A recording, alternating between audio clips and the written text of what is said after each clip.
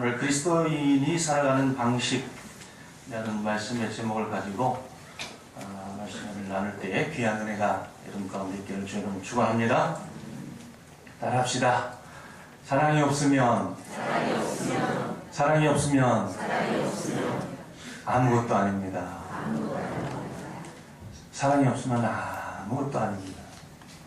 그리스도인이 살아가는 방식인 그러니까 뭐라는 거예요? 사랑하며 살아야 한다 라고 하는 말씀이 되겠죠.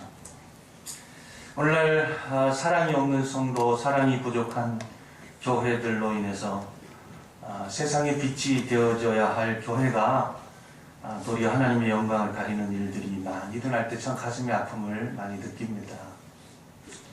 어쩌면 고린도 교회도 초대교회 시대에 그런 교회 중에 하나가 아니었나 하는 생각을 가지게 됩니다. 고린도 교회를 오늘 우리가 바로 이해하면서 특별히 하나님께서 바울을 통해 당시에 2000년 전이죠. 당시에 고린도 교회를 우리가 향해서 어떤 말씀을 해주시는지에 대해서 이번 주하고 다음 주에 두 주에 걸쳐서 아마 이 1절과 3절을 가지고 말씀의 은혜를 생각하면서 오늘도 은혜를 먼저 나누고자 하는 것입니다. 고린도전서는 주후 55년경에 쓰여진 서신서입니다. 사도 바울이 고린도에 있는 그리스도인들에게 쓴 편지 중에 첫 번째 편지에 해당이 됩니다. 원래는 3개의 편지가 있었다고 그렇게 전해집니다. 그런데 하나가 유실되고 지금 2개가 남아서 첫 번째 편지가 고린도전서, 그리고 두 번째 편지가 뭐죠? 고린도후서가 되겠죠.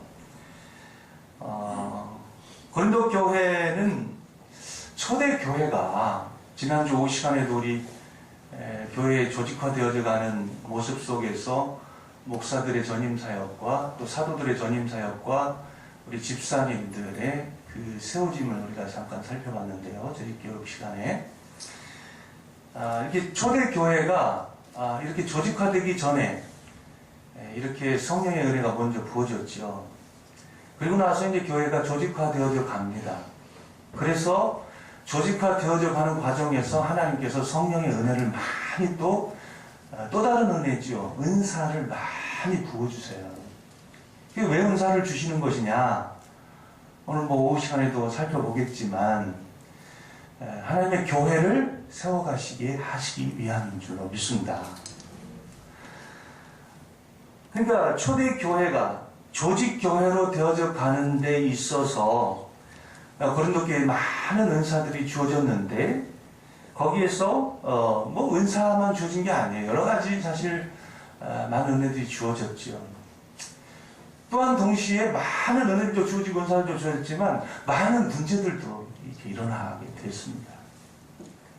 문제가 일어난다는 건 사실 두 가지 측면이 있어요. 하나는 부정적인 측면이 있지만 그러나 긍정적인 측면도 있습니다. 살아있으니까 문제도 있는 거예요. 할렐루야. 죽은 교회는 문제조차도 일어나지 않습니다. 그 문제를 바라보는 시각을 새롭게 가지시기를 축원합니다. 교회가 이 땅에 서기 위해서 무엇이 중요한가? 조직교회로 되어져 가는 초대교회의 이 특별히 고린도 교회의 모습을 보면서 고린도 교회가 당면하고 있는 심각한 문제들이 있었긴 하지만 무엇이 문제인가? 조직교회로 가는 데 있어서 또 교회가 이 땅에 서기 위해서 무엇이 중요한지, 하나님 나라가 이 땅에 서기 위해서 무엇이 중요한지를 아주 잘 보여주는 서신서입니다. 특별히 고린도 교회는 하나님의 은사가 많이 부어진 교회로 알려져 있어요. 성령의 역사가 불길처럼 타오르던 초대교회 기간에 하나님은 교회를 세우시기 위해서 하나님의 백성들에게 많은 은사들을 부어주셨습니다. 우리 금강교회도 이런 많은 하나님의 은사가 부어지게 되는 역사가 있을 줄로 믿습니다. 은사는요, 사모하는 영혼들에게 먼저 부어주시는 것이죠. 사모하시길 축원합니다. 더욱더 큰 은사를 사모하라. 서로가 이렇게 말씀하고 계신 줄로 믿습니다. 여러분, 은사에는 뭐 자연적 은사도 있고 또 비상적 은사도 있죠. 특별한 은사들도 있어요.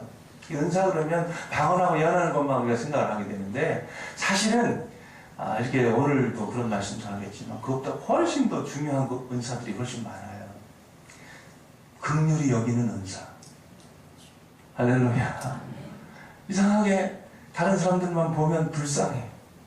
그래서 도와주고 싶어요. 그것도 은사예요. 우리 죄인들 속에는 원래 그런 것이 없습니다.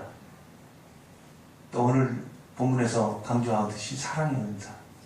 사랑도요, 하나님께서 우리에게 먼저 하나님의 형상대로 부어주신 속성 중에 하나지만 죄로 말미암아서 다 없어지고 희미해지고 딱 하나 남은 사랑이 있는데 자기 사랑. 이기적인 자기 사랑만 남아있다가 또 예수 믿고 구원받게 돼서 진짜 하나님의 참 사랑의 원형이 무엇인가를 조금씩 알아가게 되는 거죠. 그래서 이 사랑의 은사를 받게 되면 우리가 세상을 어떻게 살아가야 되느냐, 그리스도인들이 어떻게 살아가야 되느냐를 바로 알게 되는 줄로 믿습니다. 믿습니다. 하나님의 교회를 세우시기 위해서 하나님의 백성들에게 많은 은사를 지금도 부어주고 계시고 또 초대교회 때도 부어주신 줄로 믿습니다. 이 땅에 하나님의 나라를 오게 하는 신적인 기관으로서 교회를 세워 가시고자 하시기 위해서 은사를 오늘도 부어주시는 것이죠. 그 은사를 사모해야 돼요. 저도 말씀 은사, 지혜 은사, 지식 은사를 사모합니다. 또 요즘 특별히 많이 강구하는 게 있어요. 제가 말씀드린 새벽 시간에는 다 말씀드려요. 치유의 은사를 달라고 제가 많이 기도하고 있어요. 하나님 안 주시면 그만이지만 사모는 해요. 제가 사모. 왜? 아픈 분들이 너무 많아요. 그래서 제가 이렇게 안수 탁 하면 하나님께서 고쳐주시면 얼마나 좋을까요? 주님의 마음인 줄로 믿습니다. 제가 그거 고쳐서 이런 게 아니고 정말 이게 치유받기를 정말 바라는 마음 때문이겠죠. 은사를 많이 사모하시기 바랍니다. 그러나 고린도 교회에 그런 하나님께로부터 부어진 많은 은사들이 나타났음에도 불구하고 여전히 고린도 교회 안에는 많은 문제들이 여전히 발생하고 있었다. 그 대표적인 문제들이 뭐냐? 교회 안에서 있어서는 안 되는 일인데 파당을 짓는 문제가 있었어요. 나는 바울이 좋아. 지금 서신서를 쓰고 있는 이 바울을 좋아하는 파가 있었다 하는 거예요. 교회 안에서 도주는 목사 파가 있으면 안 돼요. 다 주님의 양들이죠. 그리고 어떤 파도 있어서는 안 됩니다. 파당을 짓는 문제가 있으면 안 됩니다. 그래서 어떤 한 사역자가 하늘에 부르심 받고 갔을 때 그 성도들이 어떠냐를 보면 사역을 잘했느냐 못했느냐를 알게 돼요. 제자훈련도 똑같습니다. 제자훈련 하던 목사가 다른 곳으로 간다든지 전근을 한다든지 이렇게 다른 교회로 옮긴다든지 했을 때 그 나머지 있는 사람들이 다 어떠적거로 제자훈련 제대로 한 게 아니에요. 자기 사람 만들다가 끝난 것입니다. 여러분 주님의 제자가 되시기를 축원합니다. 하나님 저를 통해서 일하시는 것이지 저를 믿으면 안 돼요. 잘 조심스러운 얘기지만은 자기 파괴적인 얘기인지 모르지만은 그러나 알고 정확하게 알아야 돼요. 하나님 저를 통해서 목회하시고 여러분 주님의 양들인 줄로 믿습니다. 대표적인 문제들이 그 파당을 짓는 게 바울파 또 아볼로라고 하는 유명한 학자가 있었어요. 바울의 스승격 되는. 대단한 학자입니다. 아볼로파가 있었어요. 세 번째 게바파. 게바는 누구죠? 시몬 베드로. 베드로파. 베드로 대단한 제자들의 수장 아닙니까? 게바파가 있었어요. 게바파. 그리고 그거 다 잘못됐다. 우리는 그리스도파다. 그 또 다른 역설이죠. 우리는 그리스도파. 나는 오로지 주님만 따르는 파야. 그것도 하나의 파예요. 파당을 짓고 하나를 이루지 못하면. 다른 사람들과 차별돼서 나는 이 파다라고 하면 그것도 파예요. 그래서 오늘날은 목사파, 장로파, 권사파, 무슨, 오늘 파가 들어간 음식이 나올지 모르겠어요. 무슨 파 있어서는 안 되는 줄로 믿습니다.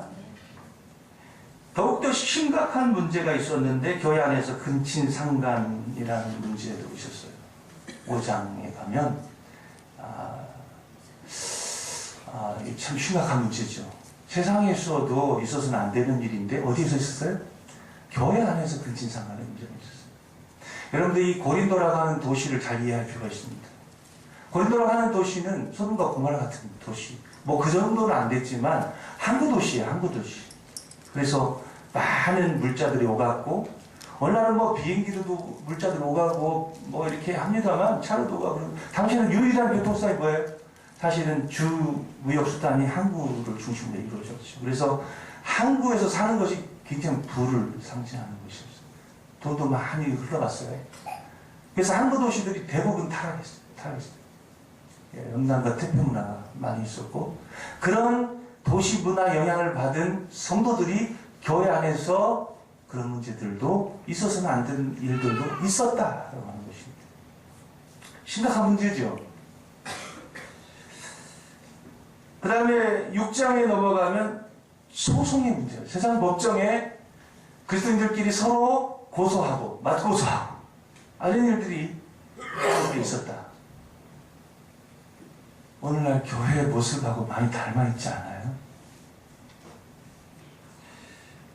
또 교회 안에서 6장 12절로 20절에 가보면 음행의 문제가 있었어요.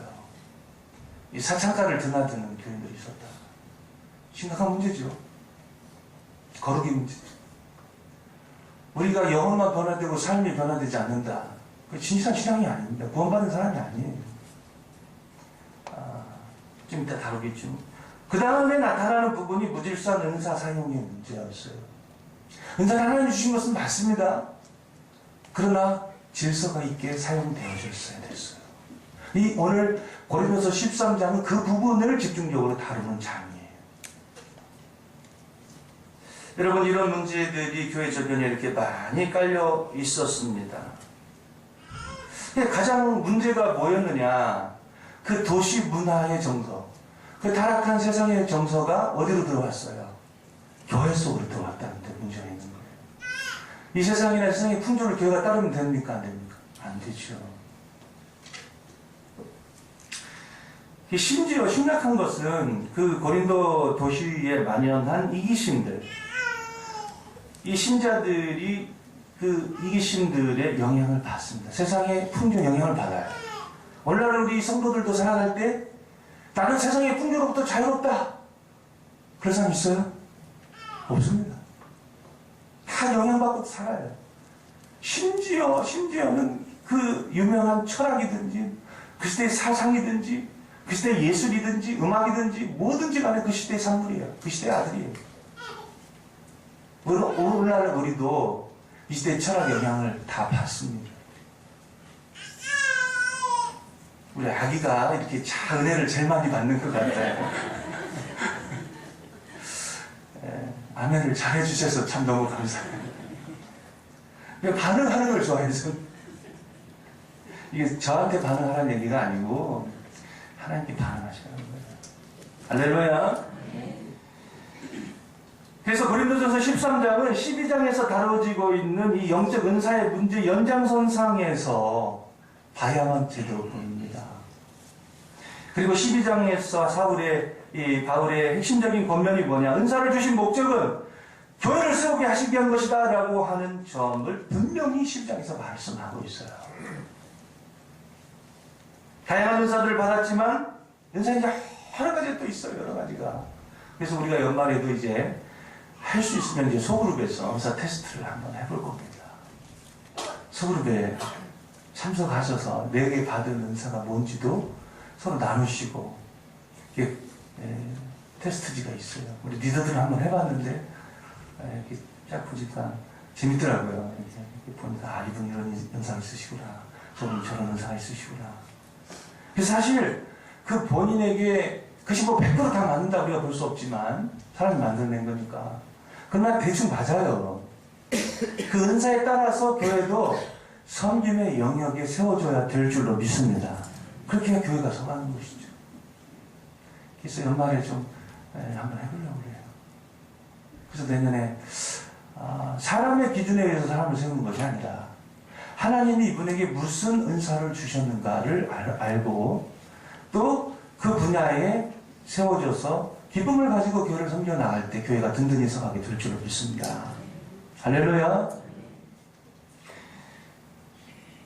그래서 여러분 다양한 은사들이 있어요. 그래서 그것을 받은 모두는 그리스도의 몸된 지체들이라고 하는 사실.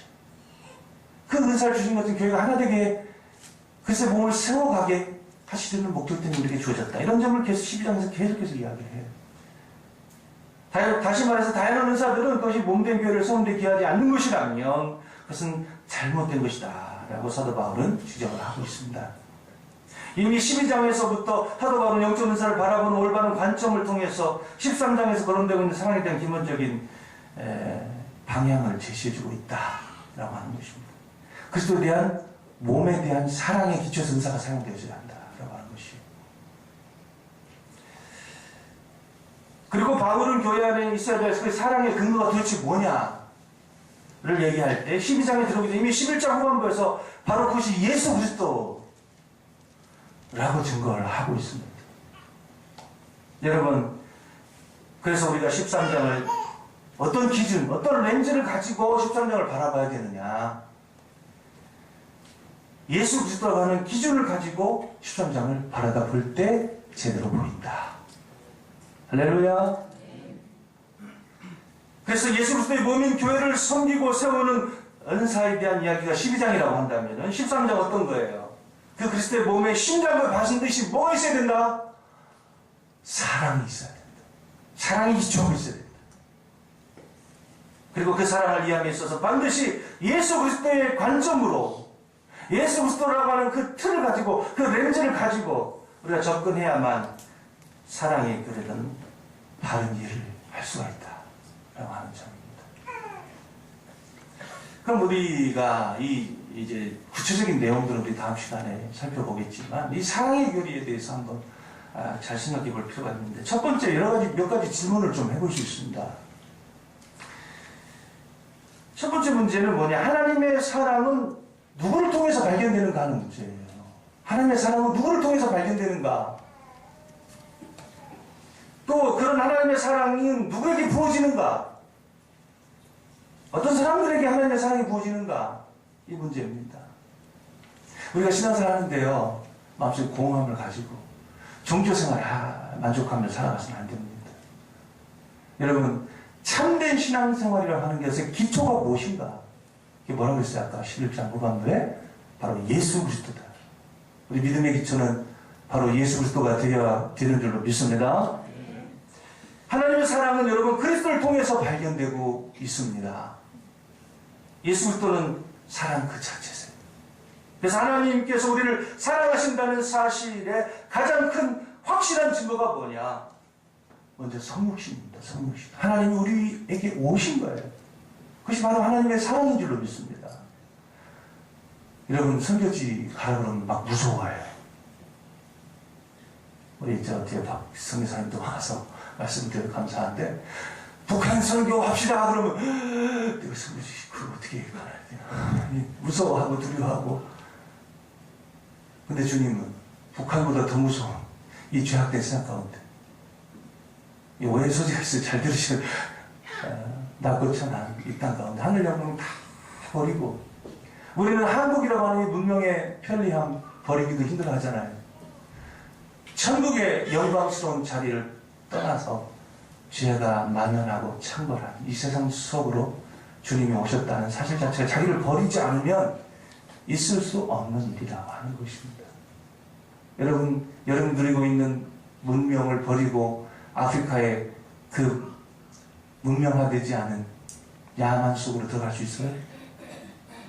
굉장한 용기가 필요한 것입니다. 생명을 내놓는 용기가 필요한 거예요. 우리가 하나님이 이 땅을 사랑하셔서 이 땅에 오셨다는 사실 자체가 곧 이제 크리스마스를 맞겠습니다만 성탄절을 맞겠습니다만 얼마나 큰 사랑인가 우리가 좀 많이 묵상하는 일이 있어야 될 줄로 믿습니다.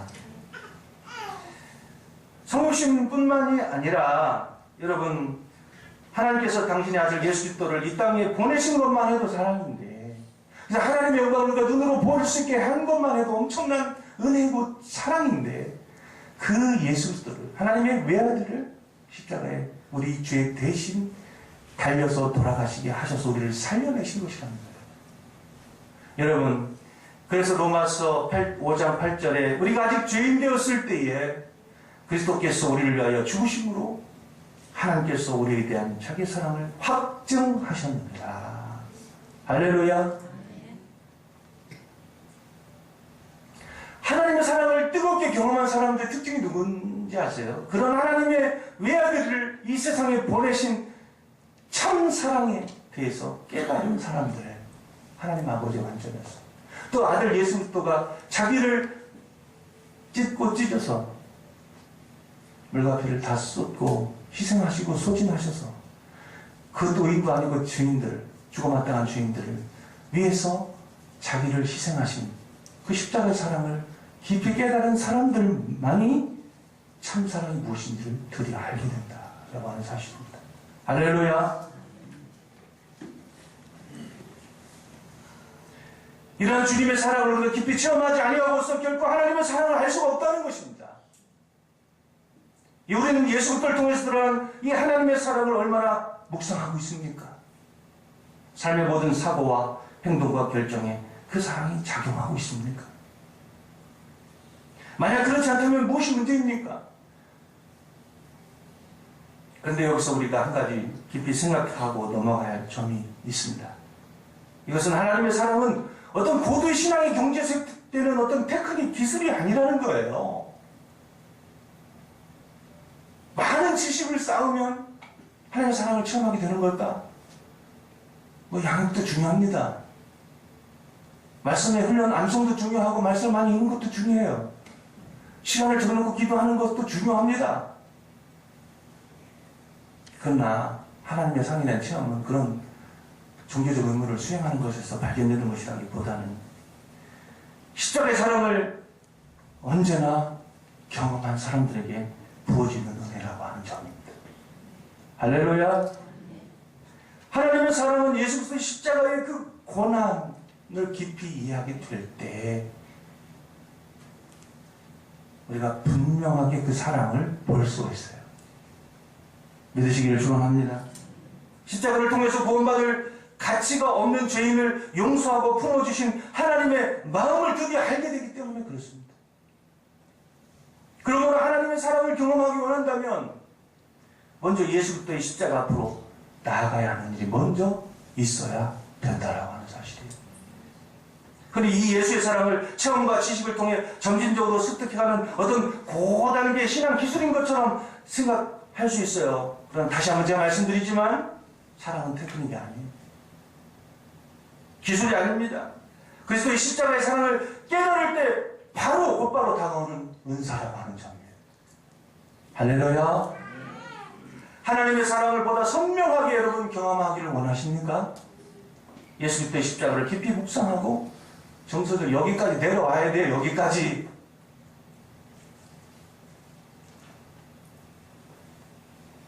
정보가 아니에요. 십자가에서 주님이 나를 위해 달려 돌아가셨다. 그것이 어쨌다는 거예요. 여기서 느끼지 못하는데. 남녀 간의 사랑도 똑같지 않습니까? 부부 간의 사랑도 똑같아요. 저 사람에 대한 정보를 알고 있다고 해서 그게 사랑은 아니지 않습니까? 여기서 느껴지지 않는다면 그게 무슨 사랑이에요? 정보를 알고 있는 것이지. 예수님에 대한 사랑도 똑같다고 생각해요. 주님을 여기서 느끼고 계십니까? 여기서 사랑하고 계십니까? 이게 중요한 거죠. 그러니까 양육이라고 하는 것도 말씀에 대한 훈련이라고 하는 것도 여기서 무슨 정보를 집어넣는 과정이 아니라는 거예요. 지금 훈련과 양육을 우리가 받고 있습니다만 정보를 쌓는 과정이라고 생각하면 천만에요. 여기가 변화되겠고 여기가. 그 변화받는 시간. 그래서 성령의 은혜가 필요한 것입니다. 기도하고 양육받아야 되는 이유가 바로 그것이에요. 삶의 변화가 목적이지 정보를 쌓는 것이 목적이 아니에요. 그러면 도서관에 가서 공부를 하시면 돼요. 정보를 쌓기 위해서는 저 청춘대 신학교 가서 도서관에 가서 책 보는 게 더 나아요. 여러분, 책을 많이 읽는다고 해서 사람이 변화되는 것이 아닙니다. 도움은 되겠지만 그 자체가 필요 충분 조건이 아니에요. 우리의 태도가 중요한 것입니다. 사랑하는 성도 여러분, 주님에게서 받은 이 사랑은 무엇인가 대가를 지불하고 우리가 받은 사랑이 아니에요. 그리스도의 순결하신 희생의 대가로 우리에게 값없이 주어진 놀라운 은사인 줄로 믿으시기를 축원합니다. 그러므로 참된 그리스도인은 한없는 이러한 주님의 사랑의 간격 속에서 교우들에게 아낌없는 사랑을 베풀고 사랑하는 것으로 나타난다는 거예요. 우리는 어떻습니까? 여러분 어떻게 살고 계십니까? 두 번째, 이러한 그리스도의 몸된 지체들을 사랑하는 문제와 관련해서 중요한 문제가 또 하나 있어요. 뭐냐? 주님을 향한 사랑과 사람을 향한 사랑이 과연 분리될 수 있는 문제인가? 여기서 우리가 많은 오류를 경험합니다. 답은 뭘까요? 분리되지 않는다. 여러분, 인도의 캘커타에서 일평생 봉사사 활동을 하면서 병들고 가난한 자들을 목숨을 다하기까지 돌본 테레사 수녀를 아실 거예요. 이런 말을 남겼습니다. 나는 모든 사람들에게서 그리스도를 발견합니다. 나는 모든 사람들이 그리스도라고 알고 있습니다. 그녀의 사람에 대한 헌신의 기초가 뭐였다는 거예요? 그리스도였다. 그렇습니다. 예수 그리스도를 향한 사랑과 인간을 향한 사랑은 결코 분리되는 것이 아닙니다. 따라서 내가 그리스도를 사랑하는 것은 분명하지만 도저히 저 사람만큼 사랑할 수가 없다든지 그런 일은 있을 수 없다는 거예요. 그때 사랑을 아직 모르는 거예요. 반대로 내가 저 사람을 사랑하는 것은 좀 알겠는데 저 지체를 사랑하는 것은 좀 알겠는데 주님을 사랑하는 것은 어떤 것인지 도무지 모르겠다. 이런 명제도 성립할 수 없는 것입니다. 여러분, 누군가를 깊이 사랑하면 그 사람만 사랑하게 됩니까? 그 사람이 처한 모든 가정 환경과 사회적 환경까지도 사랑하게 됩니까? 만약에 저 사람이 갖고 있는 재물이나 저 사람이 갖고 있는 외적인 외모나 이런 것들만 사랑하면 그게 진정한 사랑이겠어요? 이 사람이 어려우면 어려운 대로, 이 사람이 병들었으면 병든 대로, 이 사람의 가정 환경과 사회적 환경과 그 모든 것까지를 사랑해야만 진정한 사랑이겠죠? 그런 것처럼 우리가 주님을 사랑한다는 것은 어떤 것이겠습니까? 주님이 사랑한 것까지도 다 사랑할 수 있어야 돼요. 주님이 사랑한 것이 누구예요? 형제 자매들이죠. 자기 피를 주고 사내신 사람들이라고 성경은 말합니다. 그러면 주님을 사랑한다고 하면서 형제를 사랑하지 않는 것이 가능해요? 논리적으로 성립하지 않습니다. 거짓이에요. 거짓 명제예요. 주님의 사랑을 깊이 경험한 사람들은 주님의 심장 속으로 들어갑니다. 그래서 주님이 무엇 때문에 울고 무엇 때문에 아파하고 무엇 때문에 힘들어했는지를 깊이 아는 사람들이에요.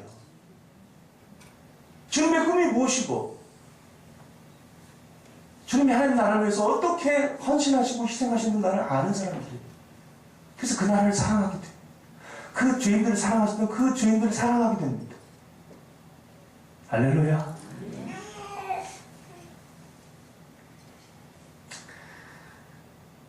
하나님을 향한 사랑과 성도를 향한 사랑이 분리될 수 없다는 거예요. 그런데 고린도 교인들은 서로 그렇게 파당을 짓고 심지어 음행을 하고 은사를 받았는데 자기 사랑에 기초해서 이게 참 무질서하게 그렇게 은사를 사용하고 그것이 옳지 않다라고 말하고 있는 것입니다. 마태복음 25장 40절에 지극히 작은 자 하나에게 한 것이 곧 내게 한 것입니다. 전도할 때 참 중요한 얘기예요. 전도할 때도 지극히 작은 자, 소자죠, 소자. 어린아이든지 이제 막 임종을 앞둔 그 영혼이든지 병대로 신음하고 있는 지체든지 감옥에 갇혀서 정말 힘들어하는 지체든지 지극히 작은 자, 강도 만난 자 하나에게 한 것이고 누구에게 한 거예요? 예수님에게 한 것입니다. 그게 진짜 예수님 사랑하는 방식이에요. 그리스도인이 살아가는 방식이에요. 그런 건 하나도 안 하면서 주님 사랑해요. 아무리 아름답게 찬양한들 주님 받으시겠어요? 예배 시간에 그 마음은 진실한 것인지 몰라도 하나님께서 그의 삶을 통해서는 영광 받으실 수 없는 것입니다. 주님을 사랑한다고 하면서 교회 사역은, 헌신은, 충성을 하지 않으려는 사랑이 거짓된 고백이라는 것이에요. 진짜 사랑이 될 수 없다는 것입니다. 신학교에 가면 소명을 받았다고 하면서 성도는 사랑하지 않는, 또 구체적인 사역의 의무를 감당하지 않으려고 하는 많은 사람들로 넘쳐납니다. 그래서 나중에 보면은요, 이제 강도사가 되고 목사가 되고 이제 부목사가 되고 뭐 담임이 되고 하면 점점 사람이 다 떨어져 나가요.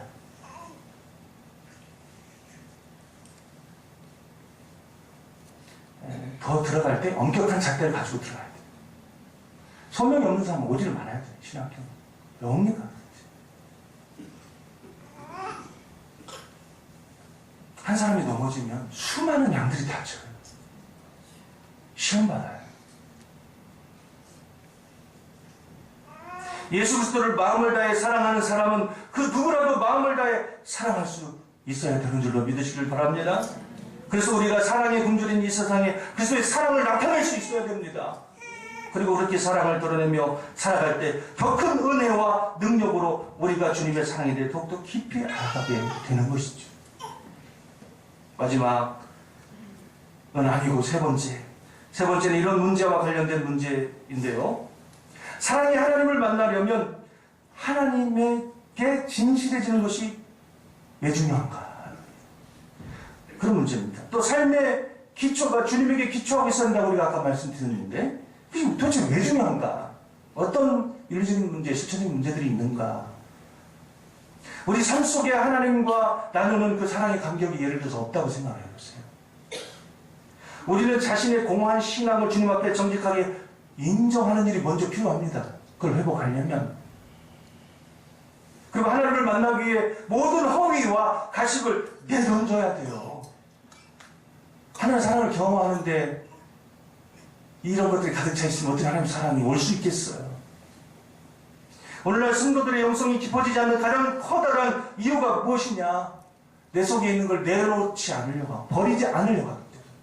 허위와 허세와 거짓과 위선들이, 가식들이 너무나 깊숙하게 고린도 교회 안에 뿌리를 받고 있었기 때문이고 오늘날 교회 안에 뿌리를 받고 있었기 때문이다. 우리는 한 사람의 영성이 예수 그리스도부터 온 건강한 영성인지 아닌지를 확인할 수 있는 방법이 무엇인지를 압니다. 그것은 유창한 예언의 말씀이 아니고 수만 마디의 방언을 통해서 확인되는 것이 아니에요. 그가 얼마나 진실한 사람인가 라고 하는 것을 깊이 인식해야 됩니다. 제가 우리 아이들 교육할 때 제일 그렇게 아주 날카롭게 지적하는 문제가 뭐냐? 거짓이에요. 거짓. 전 거짓말 잘해요. 제가 제 얼굴에 침을 뱉는지 하는 건지 모르겠지만 다른 건 제가 다 넘어가는데 거짓말하는 거는 제가 용서하지 않습니다. 혹독하게 혼내요. 너에게 이 진실을 말할 수 있는 용기가 없다면 너에게 안 올 수만도 없다. 뭐 1시간 정도 설교를 합니다. 제가. 애들이 질려 빠져서라도 이제 다음에 안 할 것 같지만 또 해. 아주 질려버리게 막 설교를 2시간, 1시간 해요. 저도 이제 나중에 나가 떨어지는 거예요. 여러분, 거짓 아비는 누굽니까? 사탄인 줄로 믿습니다. 마귀인 줄로 믿습니다. 거짓말을 말하면 안 돼요. 거짓을 말하면 안 돼요. 그래서 영적으로 벌써 넘어간 거예요. 짓는 거예요. 진실한 사람들 되시길 바랍니다. 절대로 우리는 가식과 위선을 가지고 하나님에게 참 사랑을 확인할 수 없다는 것을 알아야 됩니다. 어떤 죄에 대해서 우리가 상담하다 보면 이렇게 지적을 하게 돼요. 상처받지 않게 잘 이렇게 지적을 하면 이렇게 우선 저는 그런 적이 없는데요. 저는 그런 말을 한 적도 없고 그런 죄를 지적한 적도 없는데 그렇게 일을 하는 것도 없는데요. 그럼 무슨 소망이 있어요? 하나님 앞에 회개가 할까요? 해결할까요? 인정을 해야 해결을 하지, 자기가. 그죠?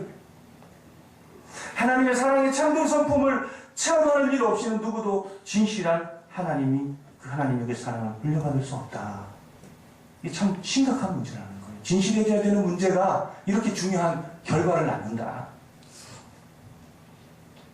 허위와 가식이 있는 마음에는 참회라는 것이 없고 참회가 없으면 하나님의 사랑을 발견할 수 없다라고 하는 것입니다. 자기 자신에 대해서 정직해지지 못하는 사람은 하나님을 거스르며 살았던 자기 자신의 죄 심각점을 깨닫지 못하는 사람이에요. 자기 안에 아무것도 선한 것이 없다는 사실을 깊이 깨닫는 것도, 그것을 인정하고 하나님 앞에 가난한 마음으로 서는 것도 모두 정직한 데서 비롯된 것입니다. 따라서 우리는 진실해져야 돼요. 진실하게. 하나님을 속일 수는 없잖아요. 사람은 속일 수 있어요. 하나님 앞에서는 속일 수 없어요. 적당히 자기 자신의 잘못을 감추고 제법 괜찮은 사람인 양 자기 자신을 포장하고 싶어하는 이 부패한 마음의 증상들을 제거하기 위한 몸부림이 없이는 참된 하나님의 사랑도 절대로 체험되는 일은 없다. 안타까움을 가져야 드립니다. 우리 신앙은 사실 주님의 사랑의 그 반석 위에 견고하게 서 있을 때만이 안전하게 있을 수 있어요. 오랫동안 신앙생활을 하면서도 하나님의 사랑에 감격이 전혀 없는 사람들이 있습니다. 이런 사람들은 자기 자신의 신앙의 기초가 무엇인지를 깊이 돌아보셔야 돼요. 과연 나는 그리스도의 사랑에 기초해서 신앙생활을 하고 있는가? 종교생활에 기초하고 있는지, 혹은 주님의 사랑에 기초하고 내가 신앙생활을 하고 있는지 확인해 봐야 돼요. 날마다. 사람들이 하나님을 추구하는 동기가 모두 다 예수 그리스도는 아닙니다. 자기 사랑의 일환일 수도 있고 자기 영광을 추구하는 것일 수도 있어요. 무서운 것입니다. 하나님만 아세요. 하나님. 우리가 하나님의 사랑을 체험하고 하나님을 만나기 원한다면 예수 그리스도를 반석으로 삼는 신앙으로 반드시 돌아가야 한다는 것을 알아야 됩니다. 예수 그리스도가 아닌 다른 기반 위에서 신앙생활을 하는 사람들에게는 풍성한 주님의 사랑, 그 경험, 체험 유지될 수 없다. 한번 체험했다 하더라도 유지될 수 없다는 거예요.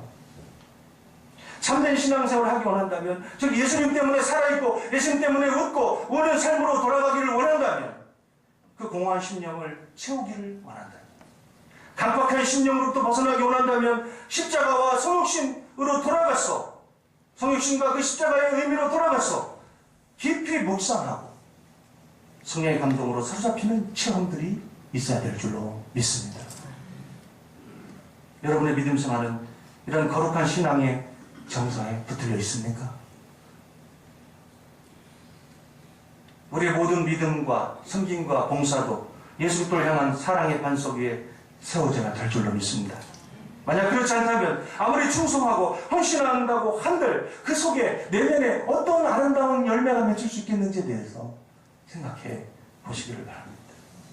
마지막으로 하나님이 놀라운 사랑을 입은 자의 합당한 의무가 무엇인가? 그 사랑이 회복됐어요. 그래서 이제 무엇이 중요합니까? 어떻게 살아가야 되는지 문제가 중요하지 않겠어요? 합당한 의무가 무엇이냐? 하나님의 놀라운 사랑을 입은 자의 삶은 입술의 선포로 드러나기보다는 일상의 삶을 통하여 드러나게 되는 줄로 믿습니다. 하나님께서 우리에게 놀라운 사랑을 베푸신 이유는 우리로 하여금 이 세상에서 본받은 하나님의 백성들로 그 나라를 증거하며 살아가게 하시기 위함이었어요. 하나님께서 하나님의 자녀인 우리를 천국에 두시지 않고 이 세상에 두시는 이유는 무엇일까요? 예수 믿으면 바로 그 좋은 하나님 나라 가게 하면 되잖아요, 하나님께서. 근데 그렇게 하시지 않는다. 왜 그럴까? 아직도 특별한 이런 하나님의 사랑을 입지 못한 이 세상의 사람들이 너무도 많아요. 하나님의 특별한 사랑을 입은 우리들이 그 사랑을 입은 사람들의 삶이 어떠한 것인지를 증거해야 할 책임이 있고 그것을 위해서 이 땅에 우리를 두고 계신다. 하나님의 백성들의 삶을 통해 이 세상이 하나님을 보게 되기를 원하셨기 때문입니다. 오늘날 예수 그리스도의 복음이 복음 전하는 동문 알아요. 우리도 이제 복음 전도지도 만들어서 이제 전도도 더 이제 힘있게 해야 되겠습니다만, 이렇게 어디 뭐 개업하면 이렇게 뭐 나눠주잖아요. 그런 것만치도 여겨지지 않아요. 그냥 해버리는 거죠. 복음이 이렇게 취급받고 있는 시대를 살아갑니다. 왜 그럴까요? 가장 중요한 이유가 뭘까요? 그리스도인들이 특별한 사랑의 사도로 살아내고 있지 못하기 때문입니다. 여러분, 그리스도인들은 이 땅에서 아주 특별한 존재인 줄로 믿습니다. 특별한 삶을 살아가야 될 사람들이에요. 사랑의 삶을 살아가야 될 사람들이에요. 그 사랑이 없으면 아무것도 아닙니다. 왜냐하면 하나님으로부터, 예수 그리스도로부터 특별한 사랑을 입은 사람들이기 때문에.